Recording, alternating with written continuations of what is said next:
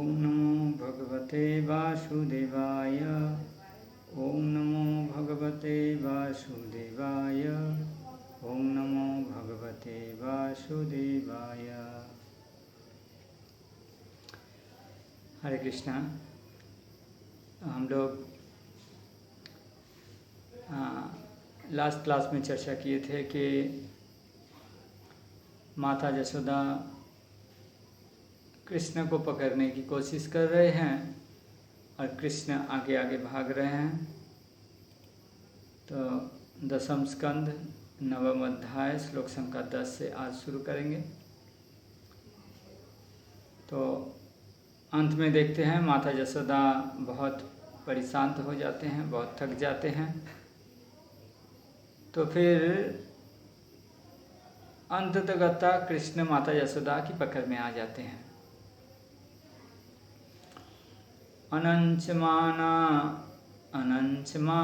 जननी बृहचला श्रणी भराक्रांत गति सुमध्यमा जवेन विस्रंसित केश बंधना अच्युत प्रसूनान गति परामृशत। कृष्ण का पीछा करते हुए भारी स्तनों के भार से बोझिल पतली कमर वाली माता यशोदा को अपनी चाल मंद करनी ही पड़ी। तेजी से कृष्ण का पीछा करने के कारण उनके बाल शिथिल पड़ गए थे और उनमें लगे फूल उनके पीछे पीछे गिर रहे थे। फिर भी वो अपने पुत्र कृष्ण को पकड़ने में सफल हुई।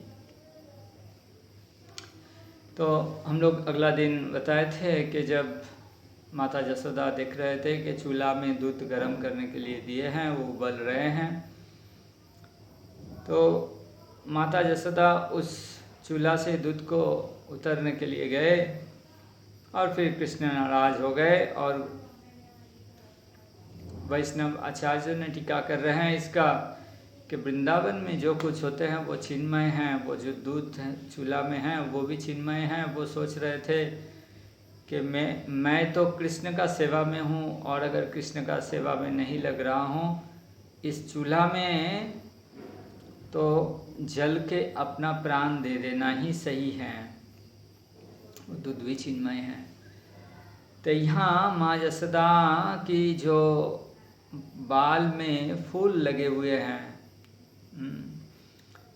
तो वो फूल भी सोच रहे यहाँ कि माँ यशोदा कृष्ण को पकड़ने के लिए कितना कोशिश कर रहे हैं, कितना मेहनत कर रहे हैं और मैं उनके सिर में रहकर उनका बोझ को बढ़ा रहा हूँ। तो इसलिए माता यशोदा की जो बालों में जो फूल हैं वो फूल गिर रहे थे उनका चरण पे। वो फूल भी चिन्मय है। वो सोच रहे हैं कि विस्रंसित केश बंधनः, अर्थात वो फूल सोच रहे हैं मैं सिर में रहने के वजह मेरा रहना चाहिए माता यशोदा की पैरों में। तो फिर माता यशोदा का केश बंधन ढीला हो गए और फिर ये फूल च्युत प्रसून अनुगति ही माता यशोदा को अनुगमन कर रहे थे, माता यशोदा की चरण में गिर रहे थे। और इस तरह से फिर कृष्ण ने देखा कि माता यशोदा बहुत परेशान हो गए, बहुत थक गए। तो फिर कृष्ण माता यशोदा की पकड़ में आए। कृतागसंतं प्ररुदन्तमक्षिणी कसन्तमञ्जन्मसिनी सपानिना उद्वीक्ष्यमानं भयविहलक्षणं हस्ते गृहीताभिशयन्तवागुर। तो यहाँ माता यशोदा द्वारा पकड़े जाने पर कृष्ण और अधिक डर गए और उन्होंने अपनी गलती स्वीकार कर ली। जो ही माता यशोदा ने कृष्ण पर दृष्टि डाली तो देखा कि वो रो रहे थे। उनके आंसू आँखों के काजल से मिल गए और हाथों से आंखें मलने के कारण उनके पूरे मुखमंडल में वो काजल पुत गया। माता यशोदा ने अपने सलोने पुत्र का हाथ पकड़ते हुए धीरे से डांटना शुरू किया। तो यहाँ वर्णन कर रहे हैं श्री सुखदेव गोस्वामी कि कृष्ण डर गए। तो कृत आगसम, कृष्ण को अपराधी बताए गए हैं। कृष्ण भयभीत हो गए। और एक बच्चा भयभीत कब हो जाते हैं? जब वो कुछ गलती करते हैं और पकड़ में आ जाते हैं तो बहुत डर जाते हैं बच्चा। तो कृष्ण तो उनको पता चल गया कि माता यशोदा तो आज छोड़ेंगे नहीं। और बच्चे जब डर जाते हैं तो क्या करते हैं? ज़ोर से चिल्लाने लगते हैं, रोने लगते हैं। और कृष्ण यहाँ रोना शुरू कर दिए। माता यशोदा की हाथ में छड़ी है। कृष्ण तो बहुत डर गए। और उनका जो भूल उन्होंने किए थे और वो भूल को स्वीकार कर लिए कि गलती हो गए, लेकिन ऐसे स्वीकार नहीं किए। माता यशोदा इस तरह से छड़ी दिखा रहे हैं और पूछ रहे हैं कि बोलो किस तरह से वो मटका टूट गए। तो कृष्ण बोल रहे हैं मुझे क्या पता, वो शायद आपके पैरों की जो घुंघरू हैं उनमें शायद लग गए, टूट गए। वो तो मेरा कोई कसूर नहीं है। कृष्ण बहुत भोली भाली बात कहते हैं। तो माता यशोदा पूछ रही हैं कि अच्छा ये मेरा घुंघरू में लग के टूट गए या तुमने तोड़ दिए? अच्छा ठीक है बताओ, बंदर को मक्खन कौन खिला रहा था? तो तुम बंदर को क्यों मक्खन खिला रहे थे? तो कृष्ण बोल रहे हैं बंदर को मैं तो मक्खन नहीं खिला रहा था। तो कौन खिला रहा था? कृष्ण कह रहे हैं कि उनको जो सृष्टि किए हैं, बंदर को जो सृष्टि किए हैं वो माखन खिला रहे थे। तो हालांकि वही सवाल का सही जवाब ही दे रहे हैं लेकिन घुमा के। तो कृष्ण बहुत चतुर हैं। तो बोल रहे अच्छा तो तुम बंदर को मक्खन नहीं खिला रहे थे, तो दूसरा कोई खिला रहा था। अच्छा तो तुम बोलो दूसरे का घर में माखन चोरी करके क्यों खाते हो? और तुम ऐसा बदमाशी करोगे, तुमको तो बंदर के साथ रहना ही अच्छा है। तुम्हारे दोस्त मित्र सब तो ये बंदर हैं, बंदर को खिलाते हो, तो तुम जाओ बंदर के साथ रहो। तो माता यशोदा कह रहे हैं कि ठीक है, तुम बंदर के साथ रहो। और कृष्ण बोल रहे हैं हाँ ठीक है, हमको बंदर के साथ ही रहना है, हमको छोड़ दीजिए, मैं जंगल में चला जाऊंगा और बंदर के साथ रहूँगा, मैं और वापस कभी घर में नहीं आऊँगा। तो माता यशोदा डर गए फिर। और माता यशोदा कहने लगे अरे सोचने लगे कि सच में अगर ये जंगल में चले जाएंगे, क्योंकि वो तो दीपावली का दिन है और उसका बाद वाला दिन सब तो इंद्र पूजा करेंगे, सब व्यस्त हैं। तो इसलिए माता यशोदा डर गए, घर में कोई नहीं है सुबह के समय। अगर सच में चले जाएंगे तो नंद महाराज आके क्या बोलेंगे, सबको क्या जवाब देंगे, कहाँ गए हैं। तो इससे अच्छा है इसको बांध के रखना। तो माता यशोदा का हाथ में छड़ी देखकर कृष्ण जोर से रोने लगे और माता यशोदा का हृदय में करुणा का उद्रेक हुआ। करुणावश माता यशोदा छड़ी छोड़कर उनको डरा रहे थे और ये सारा सवाल पूछ रहे थे। कृष्ण ने जब ऐसा बोला कि मैं तो जंगल चला जाऊंगा, तो माता यशोदा ने ये निर्णय लिया कि उनको बांध के रखना है ताकि वो भाग ना जाए। त्वक्ता जष्टिंग सुतं भीतं विज्ञायार भगवत्सला ये सकीलतं बद्धुं धाम्ना तद्वीर्यको विदा। तो माता यशोदा फिर क्या किए ना, ये जाने बिना कि कृष्ण कौन हैं या वो कितने शक्तिमान हैं, माता यशोदा कृष्ण के अगाध प्रेम में सदैव विह्वल रहती थी। कृष्ण के लिए मातृ स्नेह के कारण उन्हें इतना तक जानने की परवाह नहीं रहती थी कि कृष्ण है कौन। अतः जब उन्होंने देखा कि उनका पुत्र अत्यधिक डर गया है तो अपने हाथ से छड़ी फेंककर उन्होंने उसे बांधना चाहा, जिससे और आगे उद्रिंदता ना कर सके, ताकि वो बदमाशी ना कर सके। तो इसलिए माता यशोदा क्या किए ना, उनको बांध के रखने का ऐसा निर्णय लिए। अभी ये किस लिए ना, ताकि वो ऐसा बदमाशी और ना कर पाए और वो वहाँ से भाग ना जाए। इसलिए माता यशोदा को बांध के रख देना चाहते थे। और कृष्ण को कौन बांध सकते हैं? कृष्ण अगर घर से चले जाएंगे फिर दूसरे का घर में परेशानी करेंगे, या जंगल में कहीं जाएंगे गुस्सा से अगर बंदर के साथ ही रहने लगे और पता नहीं बच्चा है, बुद्धि नहीं है, फिर क्या क्या कर डालेंगे। गुस्सा में किसका घर में क्या तोड़ फोड़ डालेंगे पता नहीं, तो बांध के रखने का कोशिश कर रहे हैं। अभी जब ऐसा कृष्ण को बांध कौन सकते हैं, ऐसा निर्णय, इतना बड़ा साहस किसका हो सकते हैं कृष्ण को बांध के रखेंगे। यहाँ श्रील प्रभुपाद कह रहे हैं कि माता यशोदा को कौन बांध सकते हैं, कृष्ण को कौन बांध सकते हैं, और माता यशोदा किस तरह से कृष्ण को बांध सकते हैं। तो बहुत सारा योगी मुनि ऋषि सब हैं, कृष्ण को हृदय में बांधने का कोशिश करते हैं लेकिन नहीं पाते हैं। कोई तो भगवान की जो ब्रह्म ज्योति हैं, ब्रह्म ज्योति में विलीन हो जाना चाहते हैं लेकिन नहीं सकते हैं।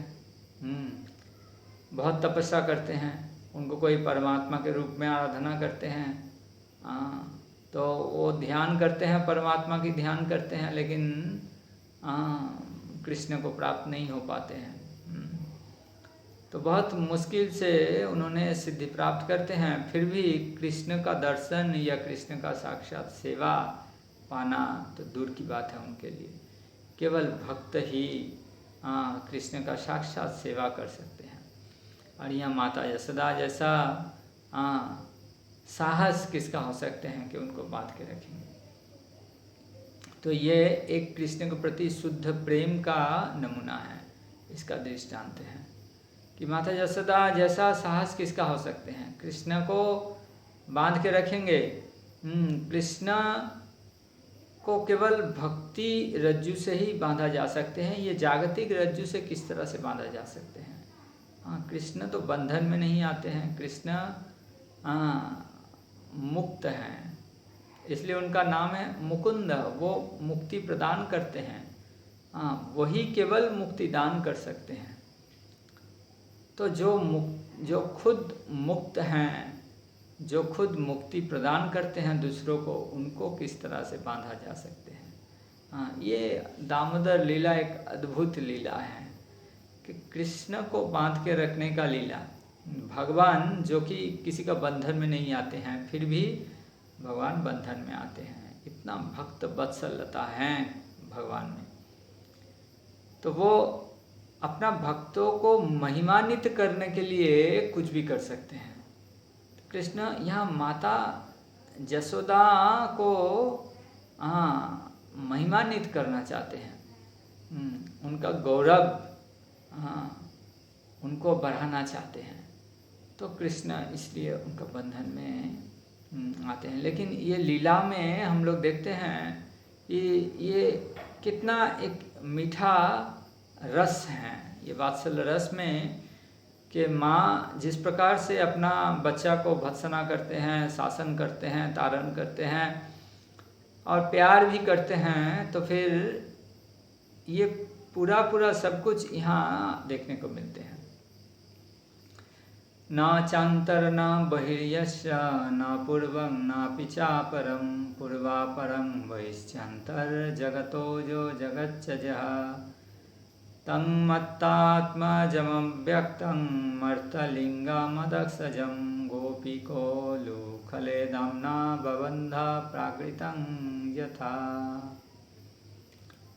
तो यहाँ माता यशोदा पूर्ण पुरुषोत्तम भगवान का न आदि है न अंत है, न बाह्य है न भीतर, न आगा है न पीछा। माता यशोदा ने इस प्रकार कृष्ण को बांधने की कोशिश की है। दूसरे शब्दों में वो सर्वव्यापी हैं, चूँकि वो काल तत्व के वशीभूत नहीं हैं, अतएव उनके लिए भूत वर्तमान तथा भविष्य में कोई अंतर नहीं है। वो सदा सर्वदा अपने दिव्य स्वरूप में रहते हैं।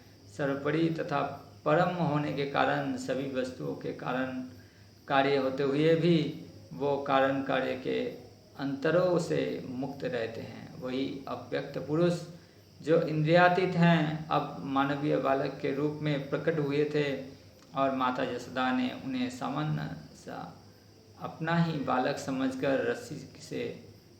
रस्सी के द्वारा उखली से बांध दिया। तो यहाँ कृष्ण को कहते हैं, भगवान को आत्माराम कहा जाते हैं कि उनको संतुष्टि के लिए कुछ नहीं चाहिए, वो अपनों में संतुष्ट हैं। फिर भी कृष्ण अपना भक्तों को आनंद देने के लिए बहुत सारा लीला करते हैं, जैसे कि माखन चोरी करना हो, गोपियों के साथ लीला हो, उनका ब्रजवासियों के साथ जो लीला हैं और उनका जो गोप सखा हैं उनके साथ जितना भी लीला है, सब लीला उनका भक्तों को आनंद प्रदान करने के लिए है। तो उनको तो ना आनंद प्राप्ति के लिए किसी का सहायता की ज़रूरत नहीं है। हम लोग अगर आनंद पाना चाहते हैं तो अकेला आनंद नहीं मिल सकता है। साथियों के साथ आनंद लेना है, या तो परिवार के साथ या तो मित्र के साथ, किसी भी तरह से किसी न किसी का साथ चाहिए, लेकिन भगवान को किसी का साथ नहीं चाहिए।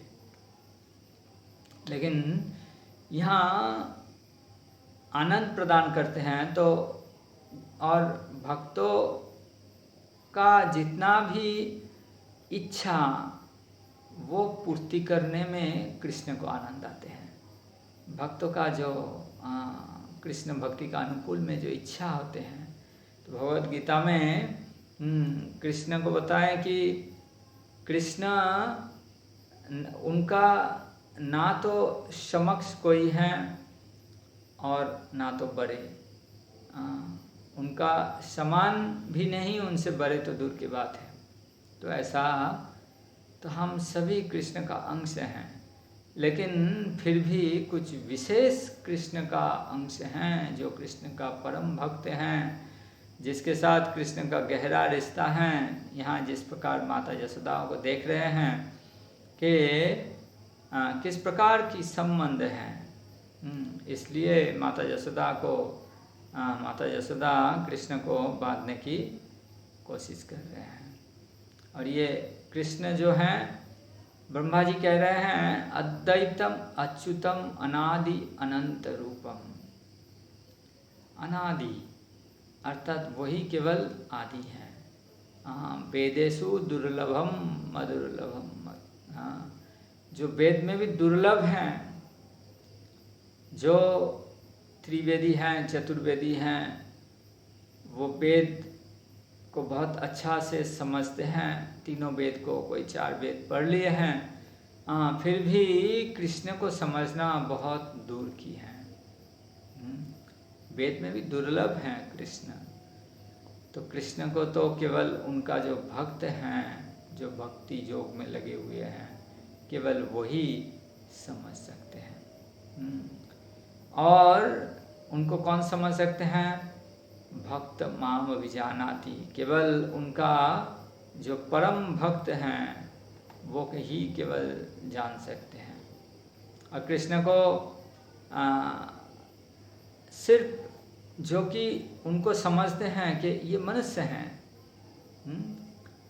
मानुषीम तनुमाश्रिता, ये मनुष्य का रूप हैं। कृष्ण तो एक ऐतिहासिक बालक हैं, उनमें थोड़ा पावर था, इस प्रकार से जो सोचते हैं वो कृष्ण से बहुत दूर रहते हैं। तो मूढ़ नराधम इस प्रकार की व्यक्ति, मूढ़ व्यक्ति कभी कृष्ण को समझ नहीं सकते हैं, कृष्ण से बहुत दूर रहते हैं। फिर माता यशोदा जब इस प्रकार से बांधने की कोशिश कर रहे हैं, तद्दाम बद्ध मानस सर्वकस कृतागस द्यांगुल नाम भूतेना संददे अन्नच्च गोपिका। माता यशोदा जब देखे कि ये उत्पाती बालक को बांधने का प्रयास कर रही थी, तो उन्होंने देखा कि बांधने की रस्सी 2 अंगुल छोटी पड़ रही थी, अतः उसमें जोड़ने के लिए वो दूसरी रस्सी ले आई।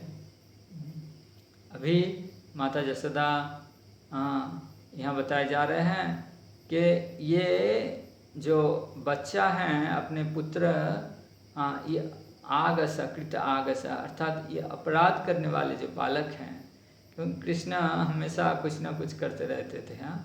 कभी हम लोग देखे हैं कि कभी घर में जाके बच्चा को चूटी काट देते हैं, रुला देते हैं, ताकि वो रोए और घर में माता लोग आके बच्चा को ले ले और बच्चा के साथ व्यस्त हो जाए, तो इसलिए उनको माखन खाने को सुविधा होगा।